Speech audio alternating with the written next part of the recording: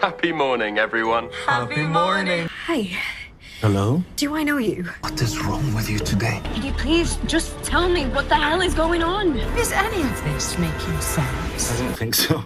That was quite a slip. Don't worry, it's only pull to open. Pull to open! Yes, and what do you do? It's such a lot of hard work. All the thinking. About what? We don't just sit here all day complaining. I don't think anyone will be shouting, thank you very much. Oh, I'm in. I am in. Hello! Happy morning to you and happy May the 24th. Yes, it's here at last, May Day. May the 24th is here. It gets sooner every year, feels that way. And my name is Chris Taylor. And I'm Pete Pachal, and guys, you've got your wish. Your wish is to have a quick take out of the gate on the latest episode of the program known as Doctor Who, which is often narrated to us by our fine, benevolent master Conrad every week. And we faithfully give our takes on his beautiful prose here on this podcast. And we're all getting our wishes here. Let there be no doubt. Did I mention I'm Pete Pachal? Forget. I believe you. I have no doubt that you did, Pete. No doubt whatsoever. Do not call me into the authorities. But yeah, we're here to talk about Wishful. We're here to talk about this guy, last seen exploding his face on the streets of Amsterdam, Omega. Sorry, Chris. I think you mean this guy. This guy right here. That guy. Yeah, that one.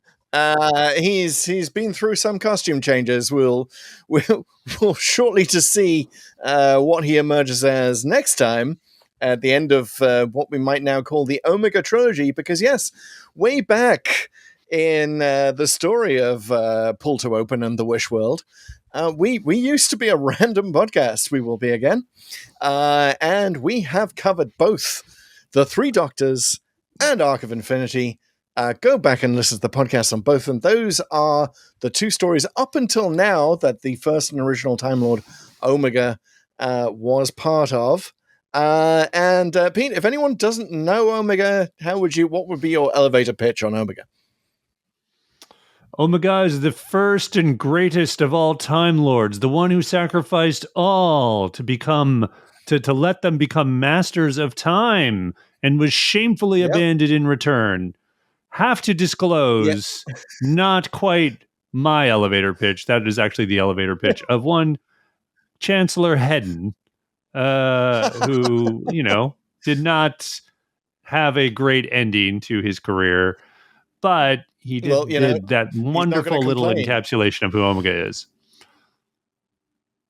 Yeah, he's not going to complain if you steal his speech. We should say, you definitely go listen to our Arc of Infinity podcast for a cold take on that and the hot mess that was. But at the very end of that, I've actually got the transcript up here right now, where the Doctor shoots Omega. You're the only one. And then he says, Nissa says, "Is Omega dead?" The Doctor said, "Well, he seemed to die before, yet he returned to confound us all."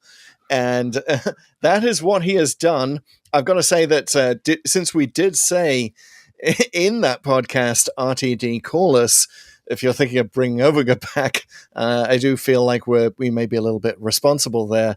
We got ourselves into a universe where Omega exists again. But we're not going to talk about him all the time because there's a lot to talk about Wish World. There's the influence of that fabulous 60s TV show, The Prisoner. There's a lot of stuff going on. There's the return of Rogue, Jonathan Groff, in a brief scene. There's brief flashes of Susan. And there's the reveal that will have you all running back to Space Babies. And yeah, I don't think you thought you were going to do that either. To find out why the Doctor has a real child called Poppy, who is the same Poppy who is in Space Babies. Pete, what's going on there? We're gonna get full on Doctor historical lineage. Like, is Poppy Susan's mom? Any theories there? Well, you're asking me what's going on here. I mean, here's the thing: My take on Wish World is really just you've got to wish yourself into a very surreal state of mind to take it in, and that's kind of what I had to do. There's just so much crazy imagery. There's a lot of unreality and trying to find your reality through line through that, if there is anything. And the next episode is called The Reality War, so I guess that's kind of appropriate. But it's just kind of bonkers. And you see Russell T Davies like doing his level best to like make sure his bread box is bigger inside than out as he stuffs more stuff into it. Like when the Rogue cameo comes in, you're like, oh, okay, and it's kind of neat, and he's sort of in and out. But I was sort of left wondering, well, was it really him? Or was it just part of the thing that the Rani has hatched to get the Doctor to start doubting things? Because that seemed to be her plan all along, to create this sort of dream state where everyone's passive and docile, but deliberately putting in things to clue them that it's not real, so that he would have his doubts, which are Time Lord scale doubts, right? And they're going to level this whole place. Which, come on, I'm getting a little tired of pulling that out all the time. The last time they did this, I feel like was Boom. There's probably been actually something since then, but the fact that mind was going to destroy the Doctor, and it would have destroyed everything because he's a Time Lord and he's got so much stuff. Oh, and in the story in the engine, I've got so many memories, I'm just going to blow your giant spider up. It's just this constant like, okay, we get it. The Doctor's got a lot going on upstairs. Fine. That's right. And he's got more history than we knew, and he may have more history with the Rani than we knew. Apparently they danced at the siege of Persephone, but it was left ambiguous as to whether they were lovers or not, because the Doctor couldn't remember anything in that moment, which I got to say, if they were lovers, obviously she wasn't that memorable. Sorry, Rani. Thought you would have been, but yeah, no, you are not wrong. Like, it is surreal. It is fever dream. We often talk on this podcast about Doctor Who being a fever dream. For me, though, there was enough of a through line there. Admittedly, I've seen it a few times now, so that definitely helps. But like, compared to the other Omega stories we just discussed, this was actually like, it made internal sense. You got it. Every time you have a doubt, a coffee mug crashes through a table. You're supposed to doubt that happens. You're probably supposed to doubt those giant skeletons walking around the city. That's probably a huge infiltration of doubt into your brain. And yeah, it doesn't. It's got weird vibes. It's got those weird clone creatures with the. But my God, does it all look amazing and stylish and just like movie level. Like, I got Blade Runner vibes, or like maybe Mad Max, Furiosa. Like it just, there was a lot of that, just like high level. The look of the thing just kind of amazing, and the idea, the ersatz unit as an insurance office, that I found that to be fun. The little thing with the office romance, and then the sudden like, oh, the Doctor, what are you doing thinking a man is beautiful? Like the sudden shock of that, and that crushes a coffee cup.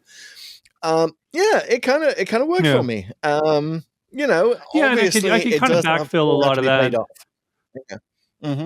Yeah, I do wish in some ways RTD was a little more explicit about certain things and trusting us in other in other places, right? So I feel like here he might have trusted us a little too much to kind of put together like what was going on in his weird world. Whereas in other episodes, like in even just the previous one, so the Interstellar Song Contest, there's a lot of text as opposed to subtext with what goes on in the Doctor's psyche, for example. So like he explains himself a lot. Here there was a lot of explanation, and you had to fill in. I will say there's kind of an emotional through line which you can kind of cling to and then start backfilling stuff.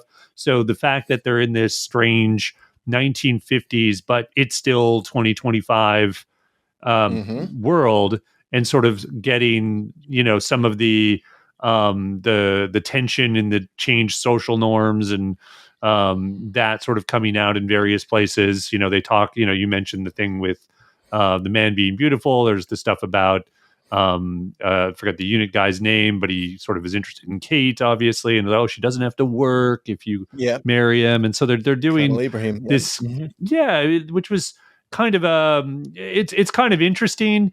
I will say, what I got in addition to Prisoner vibes there was WandaVision vibes. And, yes. Thank you for although saying that.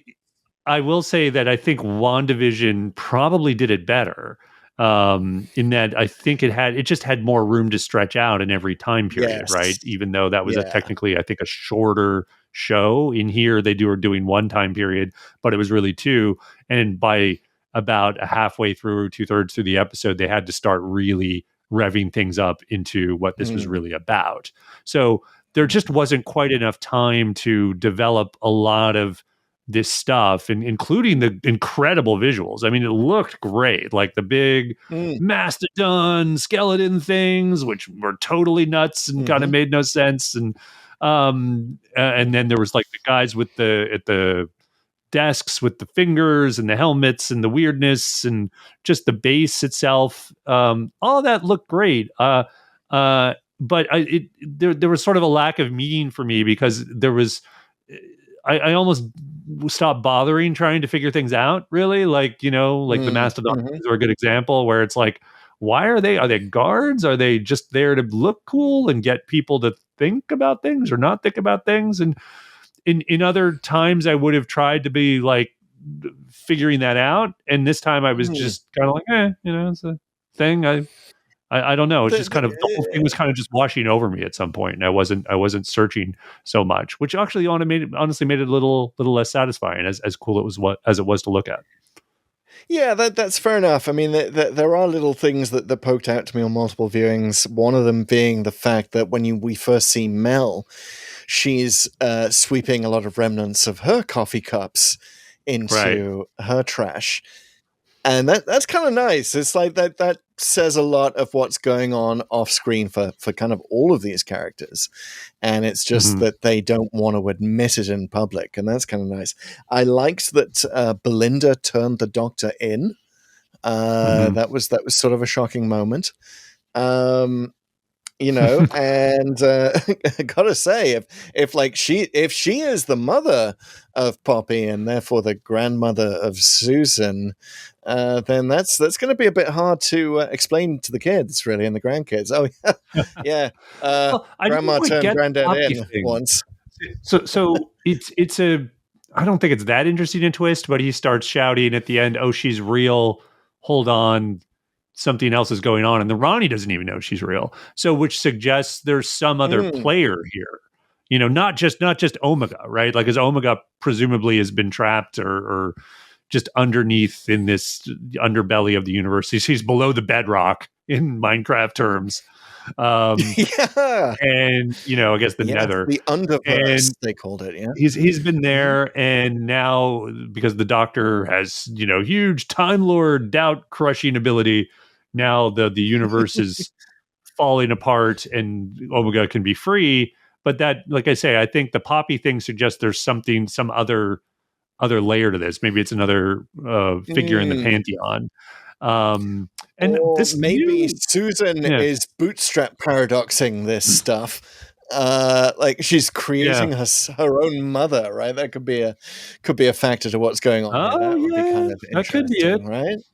That'd be interesting. Yeah, I do think we're going to see Susan. I do hope we see Peter Davison as Omega in the next episode, which would be incredible. Yes. So for those of you who don't know, at the end of Arc of Infinity, Omega, for some reason, takes the Doctor's appearance.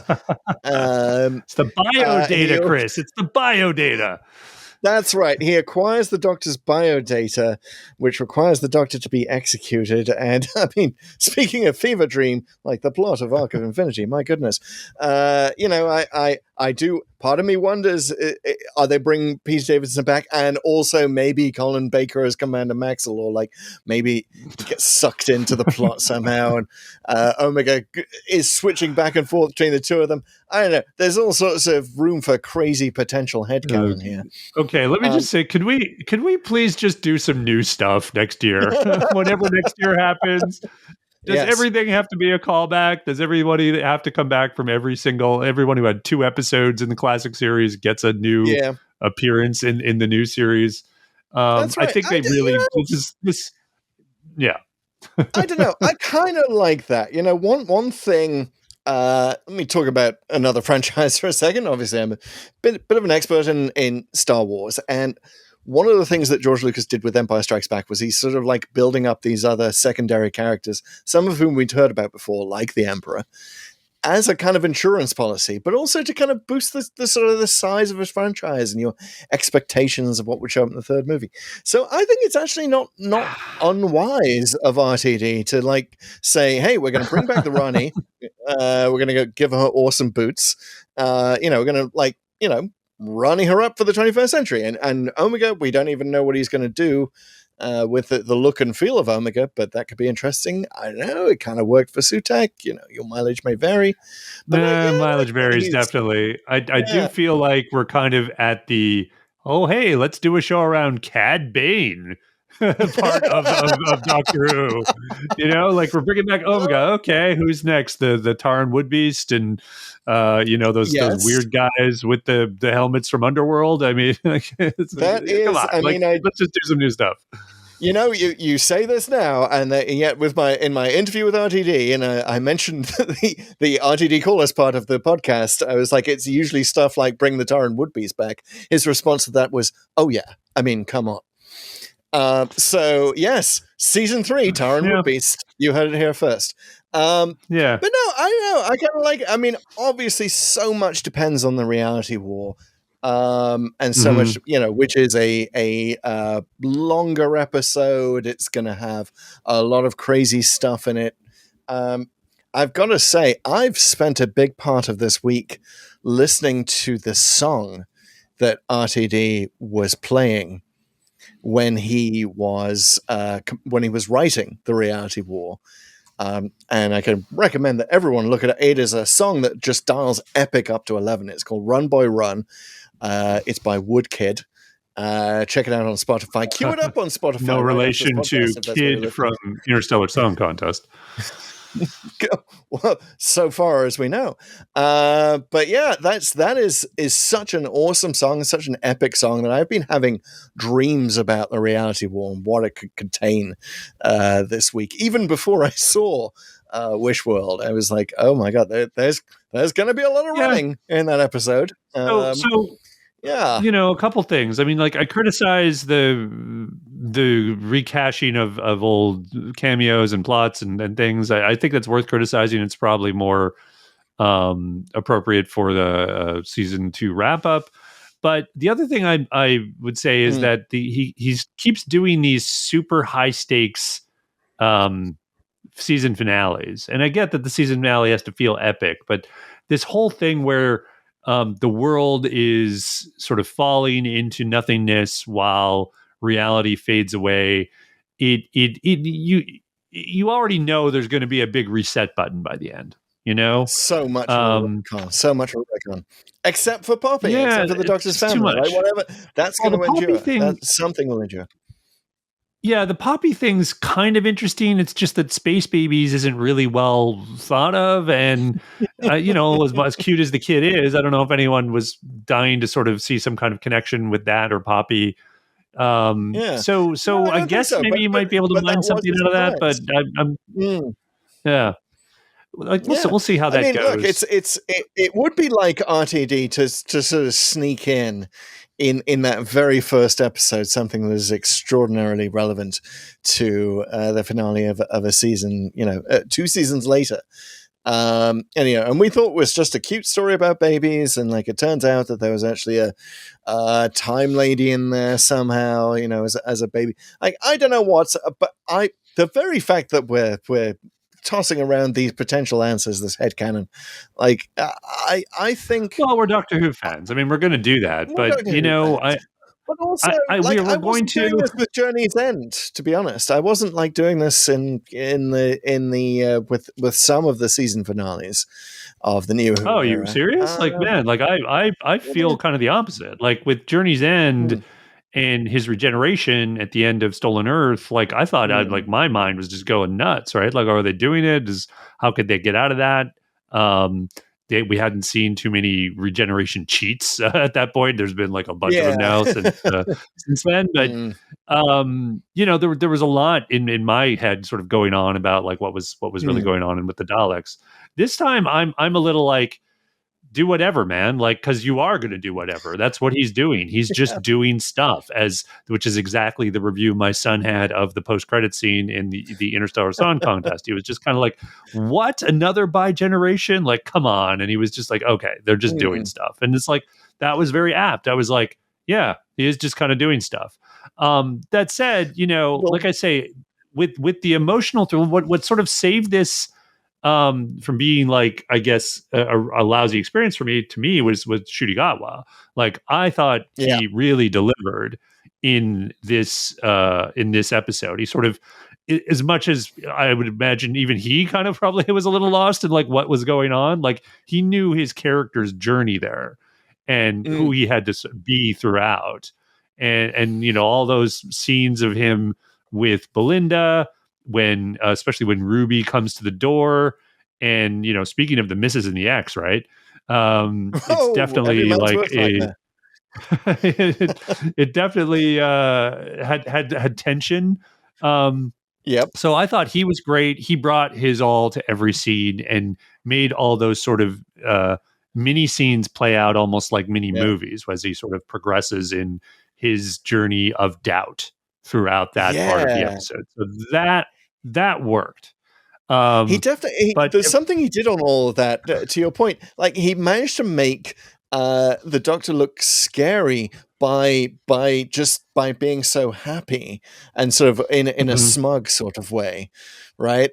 That's that sort of smug satisfaction of knowing everything is not something we ever really see on the Doctor's face. The Doctor is always like, I want to learn new things. Like, I know a lot of stuff, but like he's always, he's a little dissatisfied all the time. That's why he roams around the universe, trying to find new stuff. Like, so to see him so perfectly happy with a domestic life, like it's it gave me Dr. Moon vibes. Like, in the whole Silence in the Library, Planet of the Forest of the Dead, double header. Moffat. That's. Yeah, so that sort of sense of like the perfect life, that was a nice influence. I kind of got that. What did you think? By the way, we talked about you not liking this and a story in the engine, but we got one more recap of all the Doctors he's been in order, actually including the War Doctor this time, which was nice. Yeah, it's overused. Sorry, it was overused before. This is definitely overused. It was just kind of like a device to sort of signal he remembered. And to my knowledge, they didn't throw Joe Martin in there. So again, I'll bring it up again. Does he remember or doesn't he? Which is it? So, but regardless, it was stop overusing this. Like, no. Clips and the sort of callback to the Doctor's multiple regenerations should be reserved for big moments. You could argue Story in the Engine was. For me, it was already starting to get tiresome, and that didn't quite work for me in that one. This one, it definitely didn't work. I would definitely say, to whether it's RTD or whoever in the upcoming seasons, like, cool it. Like, let's go a season or two without getting reminded of all of these regenerations through clips. It's so funny that I've realized what kind of fan I am here. This is my equivalent of, you can just read the phone book to me and I'll just listen. Like, I would love it. Every single story opened with like a shot of 14 or 15 previous Doctors that he was, and then boom, we're in the TARDIS again. Like, I love that stuff. It's direct exactly. I like references. I prefer the way Moffat would handle it, not these sort of epic things, even though he did that a couple times for sure. I liked there's a picture of the first Doctor somewhere in unit or whatever. Like those kind of things were pretty cool. Especially when they were appropriate and not just fan service. Yeah, where he had so- the picture of Sarah Kingdom and I think it was like Sarah Kingdom and Mike Yates or something like that. And Day of the Doctor, you've just got to headcanon it yourself. Two of your points. I want to tackle two of your points. First of all, feelings, the through line of feelings, which I think you're absolutely right about. And secondly, the new thing. We should mention that the new god, the most powerful of gods, that the Doctor has essentially created. We're learning all of this from, while Blue Yonder, he let all of this in. But he created a new god who was born the seventh son of a seventh son, and his name is Desiderum, who would wish for a universe full of breast milk, apparently. Pause to imagine what that would be like. But having his wishes focused by Conrad. But interesting thing, when I went to look up like the Latin word desiderum, it does refer to sort of to wishing things, but it's often the way that you would wish for a loved one to be back from the dead. It's kind of a level of wish that's associated with grief a lot of the time, a longing that can never really be fulfilled. So, the fact that seems to tie in with what's going on here with the Rani wanting Omega back, presumably because he'll have a much more lax regime on experiments and experimental ethics. And she's wishing for that. Maybe, the Susan wish, the wish to know what the hell is going on with Susan, which some of us have still after all these years. But the wish on the Doctor's part to know what has happened to his people. So yeah, I kind of like it. I guess I kind of like wishes. Sure, why not? Again, like I'm just not invested in it. All the stuff with not all the stuff with the Pantheon. I think that's too much of a broad brush to paint it with. But it is like, oh, okay, we're making up this new god, and he's seven son, and he's the god of wishes, and we're just going to do that. It's like, sure.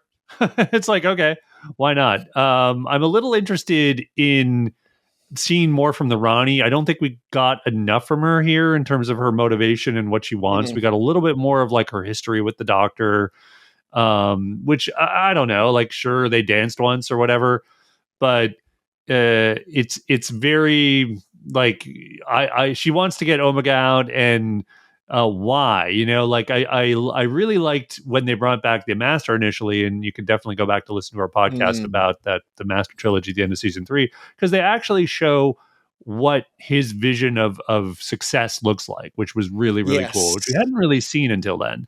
And the Rani isn't as deep a character, obviously, but I'm just not sure what her end game is, especially if she's very scientific minded. You would think she would kind of hate this Pantheon fueled world where, wishing happens and nothing means anything. You would think she'd want something a little more concrete, and maybe that's what she's trying to do with Omega. Like maybe she's trying to reverse what the Doctor's done. That might be kind of interesting, and sort of get everything back to, let's get back to science, guys. Like, come on, enough of the wishing and the gods and all this other stuff. Like, let's get serious here. Come on. In theory, if she brings Omega back, she could take Time Lord Society back to square one, back to the very beginning, just start all over again. Let's have Rassilon back. I don't know. It could be, there's potential here. I like it. And, an echo of early New Who that's just occurred to me is that, the first season was about discovering that Daleks had survived the double genocide, right, of the Time Lords and the Daleks. And this is echoing that, once again, the Time Lords have all been genocided, but instead of having Daleks pop up here and there, and oh my god, how did you survive? Now we're seeing Time Lords pop up here and there, and oh my god, how did they all survive? How did the Rani survive? How did we still haven't got that answer. Yeah, we still don't know how the Rani survived. So we still don't know, and I think that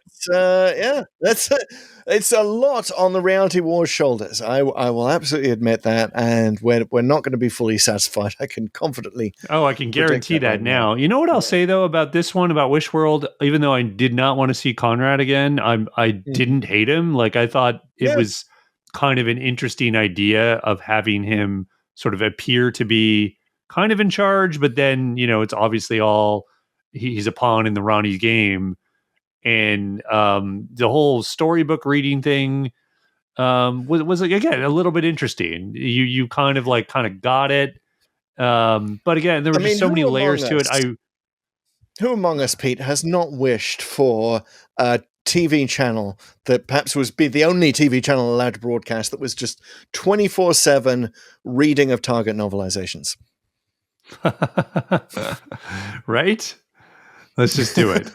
Let's do it. But yeah, I thought he was like I say, the best I can hope for with Conrad is when I just don't utterly hate him and want him to leave the screen. But his I'm kind of vaguely interested in seeing what they do with him. Kind of hope he sort of dies in a way that they don't have a chance to bring him back. I don't know if they can bring back anybody. But yeah, like I said, RTD has a lot of work to do in the next 2 episodes. I mean, he's sort of pushing most of that work to the Reality War, which is not a shock. That's kind of how he does these 2-part finales. But this one, again, fun to look at. Not that satisfying. It's a part 1 of a 2-parter, so I guess how could it be? But luckily, it was saved by Shudigatwa and some other sort of interesting performances and kind of just an interesting flavor. When you sit down to a meal and it's in a strange restaurant or a cuisine you've never had, and you kind of experiment with a bunch of things, and you're just like, oh, okay, some of that was all right. They're bringing you a sandwich, and it's with what was that weird bologna thing that they had?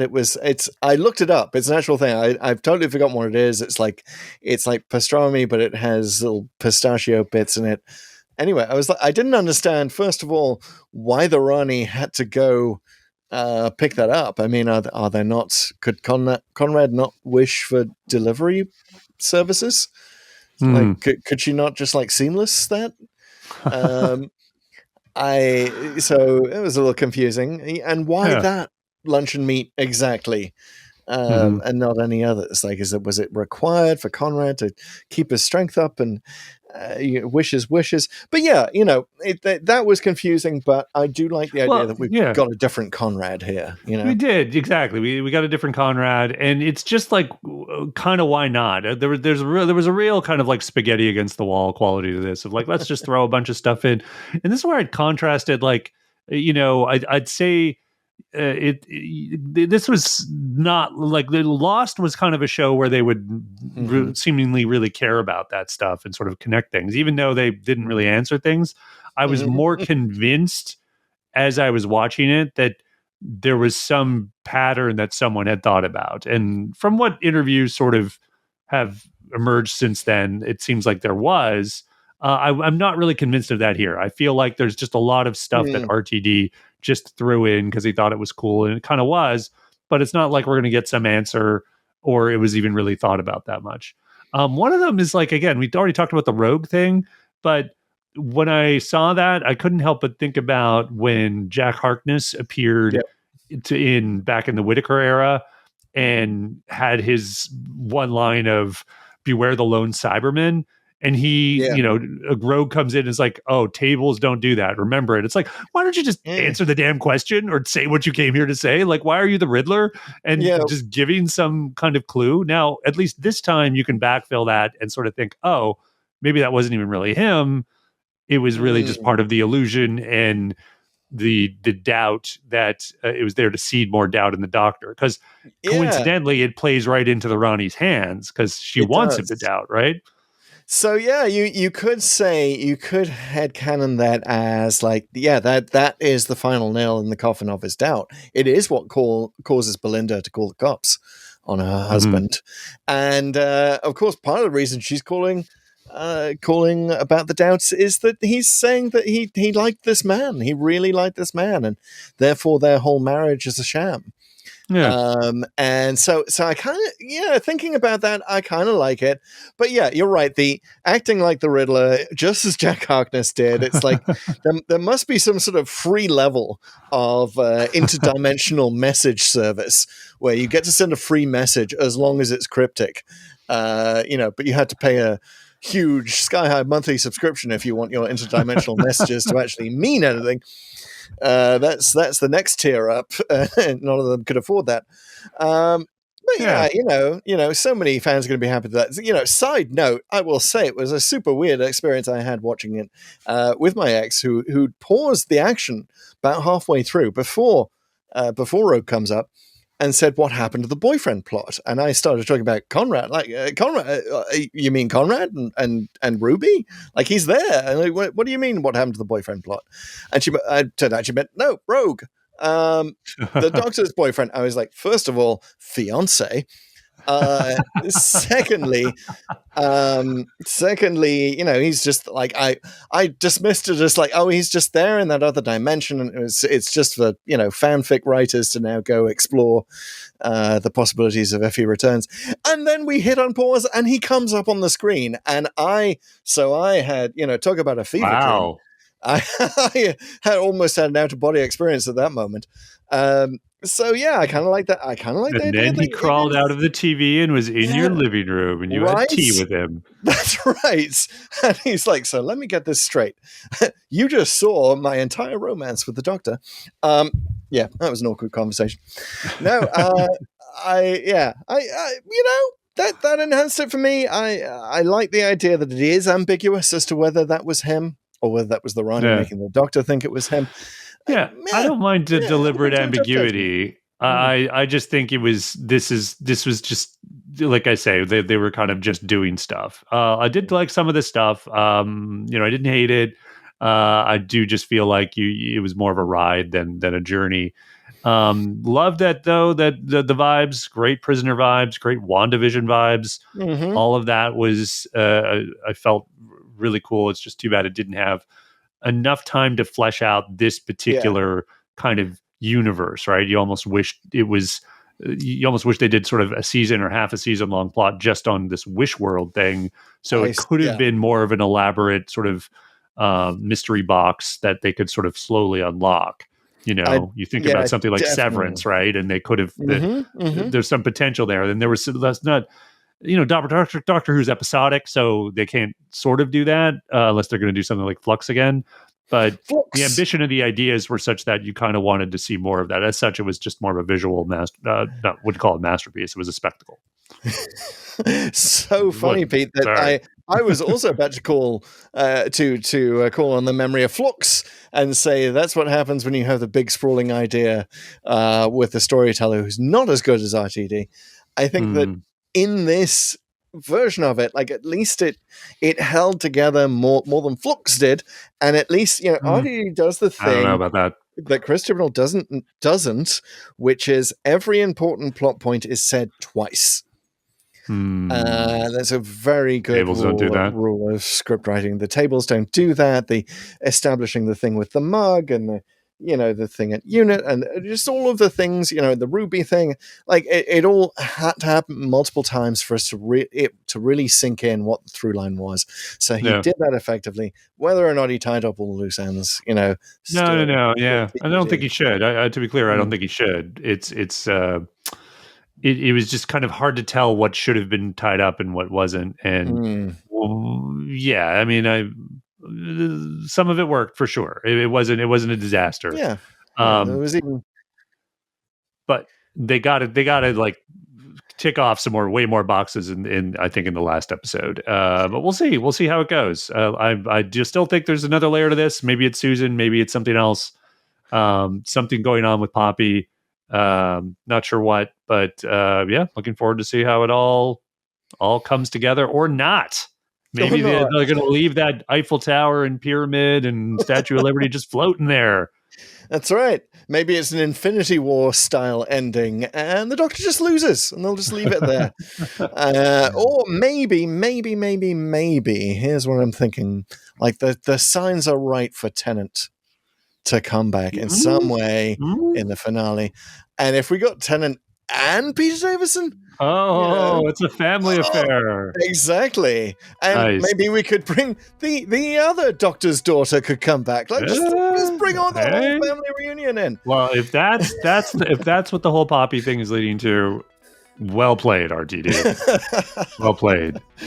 All right, folks. Well, you got your wish, which is that this podcast is not going to go any further. We're going to stop in a minute. But before that, I wanted to encourage you to follow us on the socials. Pill to Open or Pill to Open 63. Hey, we're a podcast. If you're not following us or subscribing to us here on YouTube or on Spotify or wherever you're encountering us, please do. But the very best thing you could do to help support the podcast is to share it with a friend. That's right. Well, happy rest of May 24th, everyone. I do hope we survive the whole day. And we will be back IRL for TRW next week. Really? Yeah. Really?